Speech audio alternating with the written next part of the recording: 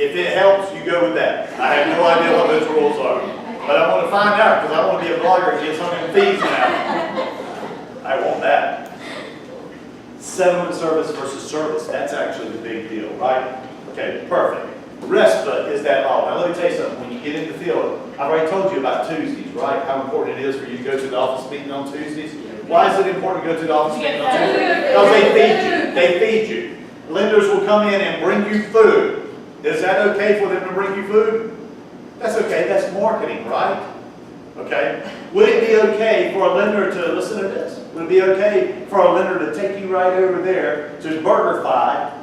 Sometimes they offer to take you to Ruth's Chris. I'd actually rather go to BurgerFi. But anyway, that's just me. They take me to BurgerFi to discuss their loan programs. Can a lender do that? Yes. Yes. Can a lender take me to Ruth's Chris because I sent him the Smith account? No, they cannot do that. Could a lender do this? Could a lender come in to your office meeting and say, hey, you guys have been great to me through the years. We're giving away a Caribbean cruise, and we're going to put a fishbowl in the break room. I want all of you to put your cards in there. And at the end of this meeting, I'm going to draw a card. I'm going to send one of you to the Caribbean. Is that okay? Yes. Okay, that's fine. Because it's marketing.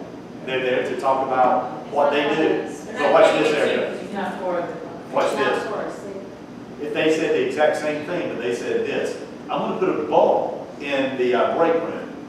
For every loan you send me this month, you can put one card in there, and at the end I'll draw.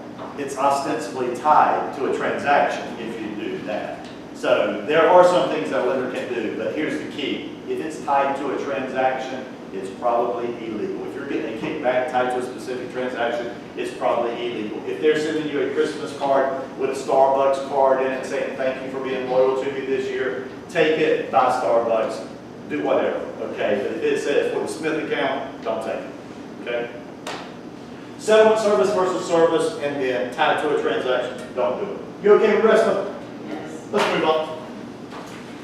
Did we talk about these disclosures right here? The disclosure, your loan estimate within 3 days of loan application. Did I say that? Yes. That wasn't too confusing, was it? Okay, well let me make it more confusing then. Y'all know what a banking day is? Yes. Monday through Friday, typically. Less Less holidays, yeah. However, weirdly enough, when you're counting the number of days in the for the trade documents, the Saturday is actually included as one of the days. So the 3 days for loan application includes Saturday. Okay. 3 days prior to closing includes Saturday. It's one of the few times that it actually counts as a day. I just thought I'd throw that in there to make it more confusing. Y'all didn't look like you had nothing memorized. So I said, let's give them one more thing. Saturday is only counted. Just associated with your TRID documents. Loan application within 3 days, that includes Saturday. 3 days prior to settlement, you've got to get a copy of your final closing disclosure, includes that. I'm not going to go deep in the weeds. I don't think they're going to ask you questions about snail mail, but if they actually send it by actual mail, they have to give it 6 days. They have to know it 6 days ahead of time. Why? That gives it 3 days to travel and then 3 days for you to have your notice. I feel like we're in the weeds now. Let's wrap this little chapter up right here. Your responsibility as an agent in regards to these documents. Listen, you can only verify what you can get. And so if you can't get out, let me give you an example of this. If you are the listing agent, are you really entitled to know any private information about the buyer? No. Here's the problem with that. When I look at seller documents, I get to see the sale price, right? Because if I'm only looking at the seller side of the transaction, I can see the sale price, right? Okay, it's in the contract, I can check that. How about the due diligence fee? If I'm on the seller side, do I get to see the due diligence fee? Yeah, you remember earlier today, it's a seller block. Debit. So I can actually show that it was, it was properly credited, debited, whatever. Okay. How about that home warranty? Who's paying for that? The seller. So I can look, it was in the contract, I can verify that. You know what I can't verify by looking at the seller's documents? I can't verify that the earnest money was credited to the buyer. Why can't I verify? It's not on the side. Yeah, if the buyer's information is private, I can't see that. If I can't see it, I can't confirm it. The buyer's agent can, that's up to him.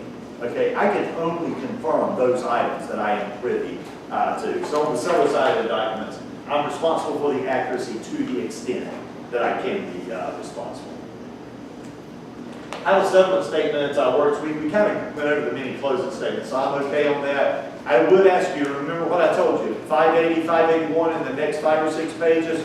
Look over that and just see if you can get a feel for where the numbers go. When you're in the field, that's what you're going to see. That's what you're going to see. Credits and debits, we talk about those? Yes. Proration, 30-day month, 360-day year. You familiar with all that? Yes. General rules for prorations, done. Done. Done. We are finished with chapter 21. You want to be finished with chapter 21? Yes. Let's be finished with it. Chapter 21 is done. Yes. I'm finished with chapter. Okay? But I have a general question. Because we've been kind of bouncing around. Can we just go through which chapters we? Yeah. We can absolutely do any kind of something. Yeah.